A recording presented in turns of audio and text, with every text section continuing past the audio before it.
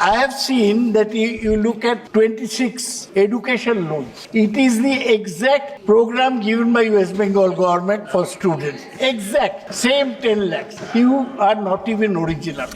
I do not expect the finance minister to be like Dr. Manmohan Singh. She is not a PhD from Oxford, nor even like Chidambaram, who's got a management degree from Harvard. She's from our own JNU. But the problem is that she is bereft. She is bereft of new ideas, which is why that all the notes in the budget, they have come from the PMO. Whatever PMO has said, she has no original idea. She has put it in the budget, in the copy and paste. Donations received for electoral bond. BJP alone got 50% of all electoral bond received by all political parties, 50%, which meant what? This is a government of the moneyed class. As some people say, of the Adanis and Ambanis who contributed to your election. There is clearly no hope for higher salaries for Anganwadi workers, which have not been revised since 2018. They have no sympathy for the poor Anganwadi worker girls. Shame. One question is, Madam, you have only discovered now. You have been minister for 7 years, though you are not a trained economist. You are lucky that way. And still, it never occurred to her. She is not a trained economist. What's wrong in saying that? She is no Manmohan Singh. She is not even Chidambaram. She is not even Ananta Nageshwar. Taste Daily. माननीय सदस्य Shri Saugata Rai ji. Madam, I rise to speak on the budget. Good that the finance minister is here. Yesterday, Abhishek Banerjee from our party has enunciated all the objections we have to the budget, particularly with regard to the dues to West Bengal on the account of NREGA and Indira Awas Yojana. The government has always been strangely silent on these demands of West Bengal. I again reiterate the same. This has proved to be the most divisive budget in recent times, because a budget is supposed to present the future plans of the government. But this is a budget which is called AB budget, Andhra Bihar budget. They have allotted 59,000 crores to Bihar, 15,000 crores to Andhra Pradesh for a new capital. At least 3 Congress chief ministers, 1 Punjab chief minister, Tamil Nadu chief minister has opposed the budget, and of course our West Bengal chief minister has called this budget an exercise to save the government, and she also said that the budget gave 0 to West Bengal. Now, Madam, I want to say Please, that this budget, don't disturb. Kerala Chief Minister has also opposed the budget, right? Madam, this budget speech, I read it very carefully several times. It's a copy and paste job. They have taken, Congress has already complained that it is taken from their Nyaya Patra. I have seen that you look at 26 education loans. It is the exact program given by West Bengal government for students. Exact. Same 10 lakhs. You are not even original. I do not expect the finance minister to be like Dr. Manmohan Singh. She is not a PhD from Oxford, nor even like Chidambaram, who's got a management degree from Harvard. She's from our own JNU. But the problem is that she is bereft. She is bereft of new ideas, which is why this budget is reads very dull. And then you realize that all the notes in the budget, they have come from the PMO. Whatever PMO has said, she has no original idea. She has put it in the budget in the copy and paste type. Now, this year, the budget, the finance minister vowed to spend 2 lakh crores over 5 years on 5 schemes, which are part of what she called the Prime Minister's package, aimed at spurring jobs and imparting skills to 4.1 crore youth. This marked a shift in strategy from the previous government's preferred reliance in letting multiplier and trickle-down effects. Formerly they said, you give a lot of money, something will trickle down. But now, earlier they did not give any direct handouts to any section of society. The trigger why the budget has changed course is due to the BJP's electoral reverses, where there is a government without a majority. Abhishek called it shaky government. I would call it further brittle government, just like a glass. It may break at any time. The FM tried to address the perceived disenchantment among the youth, the salaried class, farmers and small entrepreneurs. One important thing, Madam, you should take note, that just before the election, the revelations came about the donations received for electoral bonds. BJP alone got 50% of all electoral bonds received by all political parties, 50%. Which meant what? This is a government of the moneyed class. As some people say, of the Adanis and Ambanis who contributed to your election, even to your, please don't forget. The आपने देखा है? Did you see the revelations? Let him speak. Given to आप जब बोलेंगे तब जवाब दे देंगे. अरे अदानी को एक तो जवाब दे. आप बैठिए, बोलने दीजिए. नाम, madam, name will be taken. Adani किसी को नाम नहीं है, टाइटल है. बोल दिया. नहीं, आप क्यों बोलेंगे? खत्म कर क्यों? दीजिए. क्यों बोलेंगे? खत्म करने दीजिए. क्यों बोलेंगे? खत्म करने दीजिए. क्यों बोलेंगे? तो नाम बात कीजिए। बोलছি नाम बात कीजिए। बोलছি नाम बात कीजिए। But in spite of all this, the stock market has reacted badly. It was wobbly because of the capital gains tax. So in spite of all this, the capitalists are not happy. Now, Madam, I will emphasize what the basic problems of the Indian economy are and whether they have been addressed by the finance minister. According to data from Center for Monitoring Indian Economy, unemployment rate rose to an 8-month high of 9.2% in June 2024. The female unemployment rate was higher than the national average of 18.5% in June 2024. Now, we have been doing very poorly in terms of employment generation. You may be knowing, Madam, that there has been job losses in the IT sector. Now, with AI, artificial intelligence coming in, there is fear of further job losses in what was seen as the most profitable part of Indian economy. The second big problem in India's economy is rising inflation. The annual consumer inflation rate in India rose to 5.08% in June 2024, well above market expectations.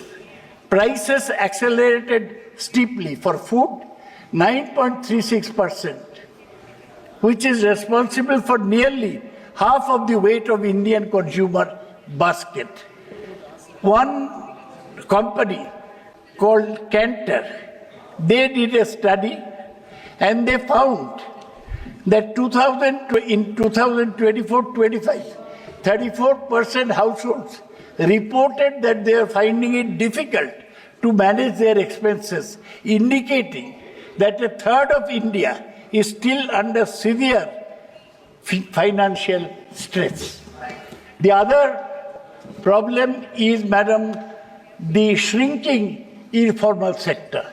This is what has sustained the economy for so long, but informal sector is in grave crisis, as NSSO data show. India's 65 million informal or unincorporated sector enterprises employed 110 million workers. They are suffering very badly. What we call MSME, they are suffering. And the other big problem is falling private investment. The finance minister in our presence handed over a tax bonanza to the corporate sector. But private investment has been falling. The government has been hoping that large Indian corporations would step in and ramp up investment. But they introduced production-linked incentive schemes for big business. But all these incentives have failed to motivate private investors. They will spend money on their son's marriage, but will not invest in new enterprises. That is the big problem of Indian economy. Lastly, we have a problem of shrinking labor productivity. It shows that labor productivity is contracted in FY23 compared to the preceding year, thus highlighting India's lack of competitiveness in industrial sectors. This is what is called extreme disparity in wealth and income distribution had pushed the economy to a state of gated stagflation. Gated stagflation. That is what the economy is today. The finance minister must resort, please listen to this, must resort to Keynesian prescription of boosting aggregate demand by allocating more government funds for the social sector and targeted welfare programs that, like MGNREGA, increase government spending will boost household consumption, which will stimulate private investment.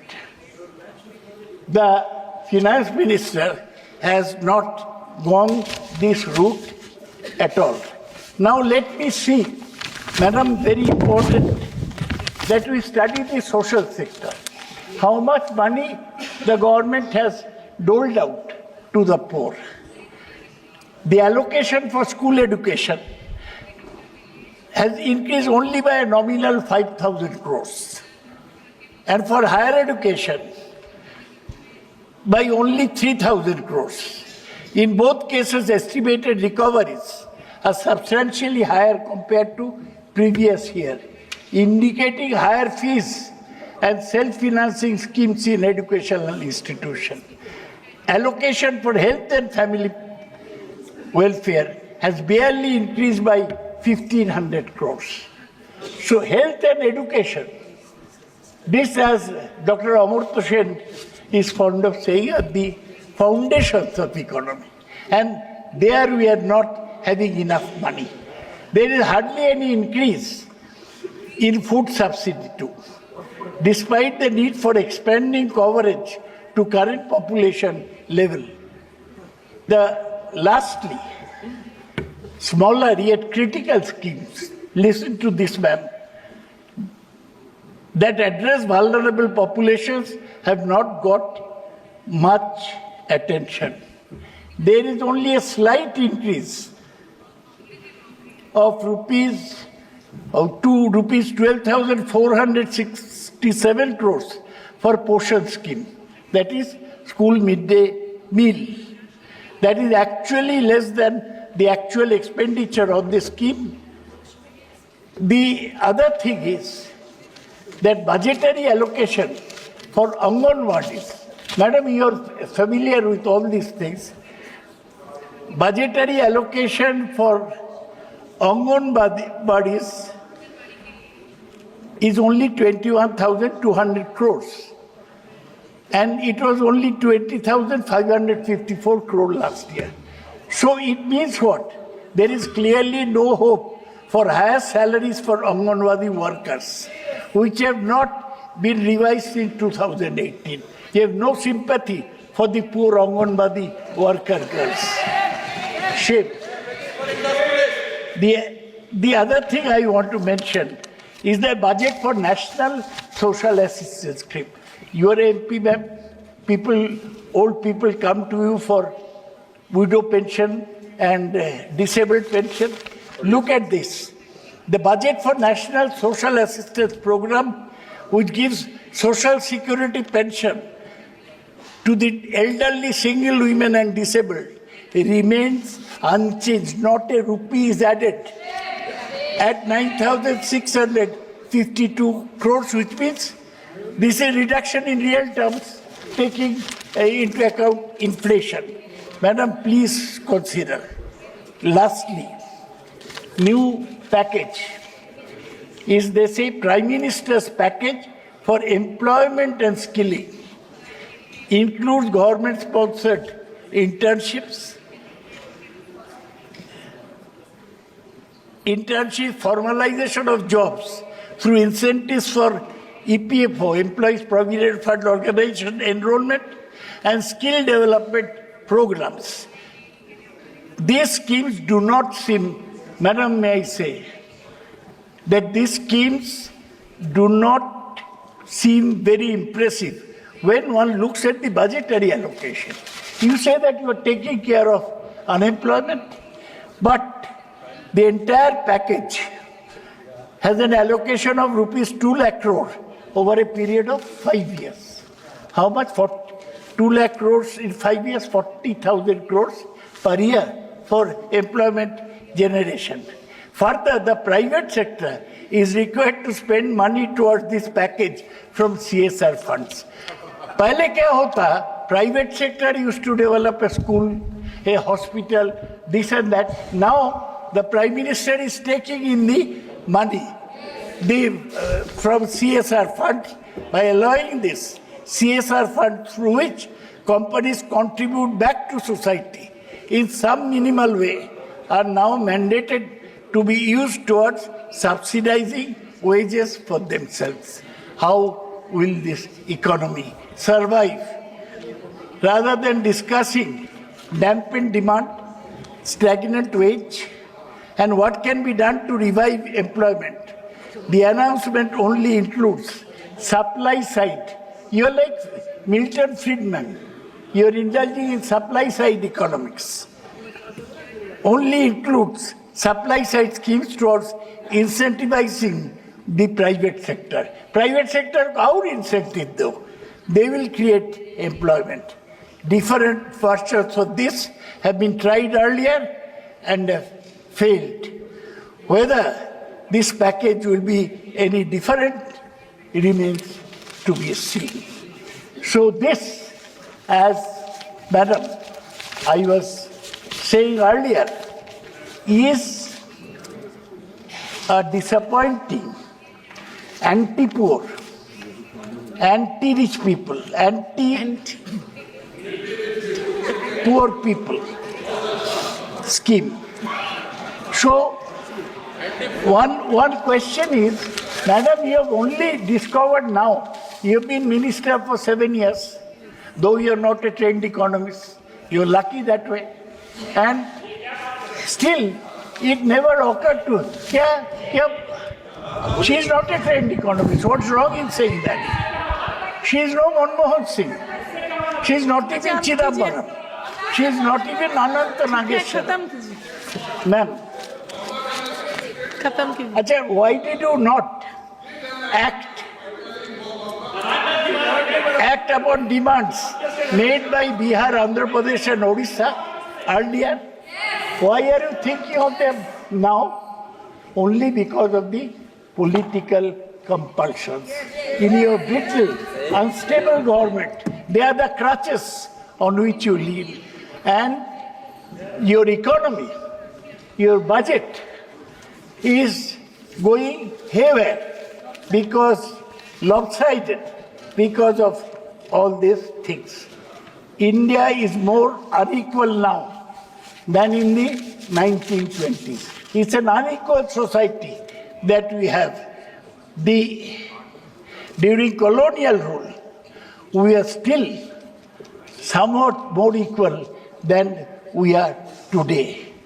Madam, Finance Minister, of course, has not dealt with inflation. Just 10 words on inflation.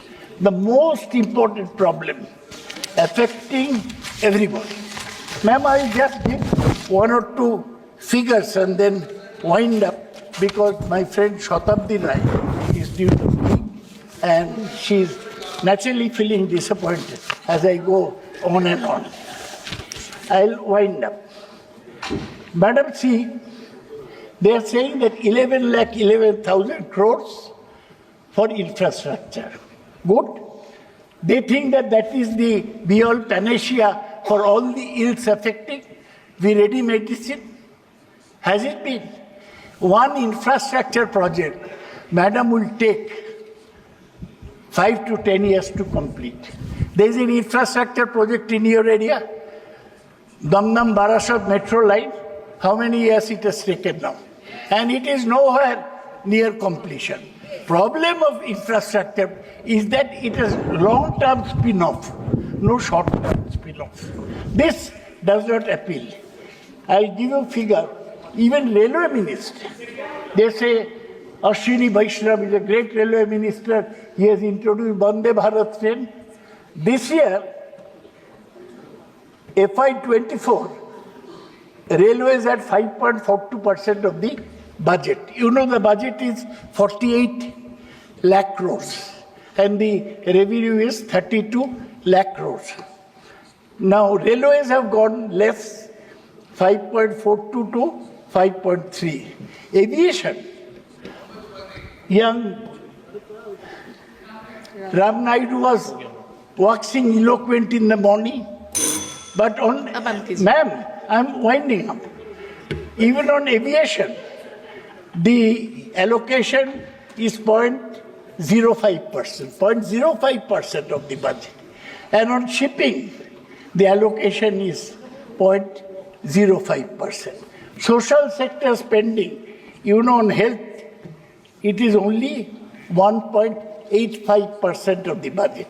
Rural development, most important, 5.51% of the budget. Higher education, you want to educate the people, privatize education. People will learn on their own, that's what the finance minister's prescription is. Higher education is 0.99% of the budget. School education, it has come down from 1.61 to 1.51% of the budget. Madam, this budget will not give relief to the poor in the country. This budget will not spur investment. This budget will not take from the rich and give it to the poor. And this budget will not stop conspicuous consumption by those who indulge in marriage feasts. This budget is for poor people to just look and gape at whatever happens in Mumbai. All the stars descending in Mumbai. With that, ma'am, I end my submission on the budget. Thank you. माननीय सांसद